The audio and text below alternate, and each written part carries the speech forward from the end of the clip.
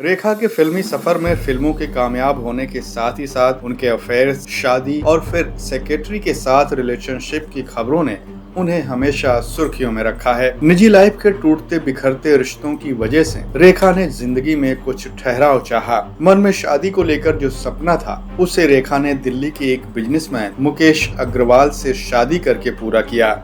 शादी के कुछ महीनों तक रेखा की लाइफ में सब कुछ ठीक ठाक रहा, लेकिन फिर अचानक पति मुकेश अग्रवाल ने आत्महत्या कर ली। पति की आत्महत्या के बाद रेखा को लेकर हिंदी सिनेमा के कई दिग्गज कलाकारों ने उनके बारे में कई उल्टी सीधी बातें भी कहीं। ये अलग बात है कि वक्त बीतने के साथ ही सब पर पानी फिर गया और फिल्म फ्रेटर्निटी के साथ उनके रिश्ते बाद में सामान्य हो गए। रेखा के पति मुकेश ने हालांकि एक सुसाइड नोट भी लिखा था, जिसमें उन्होंने साफ कहा था कि उनके इस कदम के लिए कोई भी जिम्मेदार नहीं है, खासकर रेखा तो इसके लिए कतई जिम्मेदार नहीं है।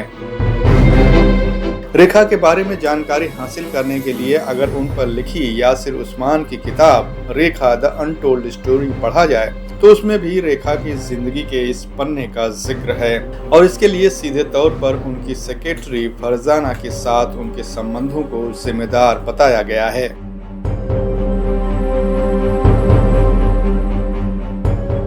जबकि कुछ रिपोर्ट्स ये भी कहती हैं कि मुकेश के किसी दूसरी औरत से संबंध थे। इस बात की जानकारी रेखा को हो गई थी और उस वजह से रेखा उन्हें छोड़कर मुंबई आ गई थी और इसी से परेशान होकर उनके पति ने अपनी जान ले ली। रेखा द अनटोल्ड स्टोरी में इस बात पर जोर दिया गया है कि वो फरजाना ही हैं जिसकी वजह से ये दुखद हादसा रेखा की लाइफ में हुआ था।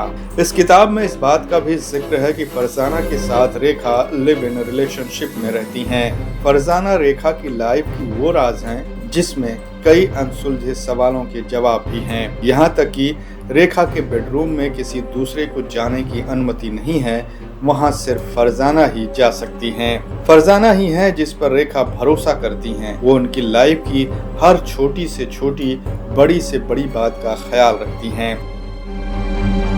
खाने पीने से लेकर पहनने तक सभी फरजाना ही तय करती हैं। ऐसे में कहा जा सकता है कि फरजाना ही रेखा के लिए सबसे परफेक्ट पार्टनर हैं। आपका इसके बारे में क्या सोचना है, हमें कमेंट्स कर जरूर बताइए। फॉर मोर वीडियोस सब्सक्राइब लहरें।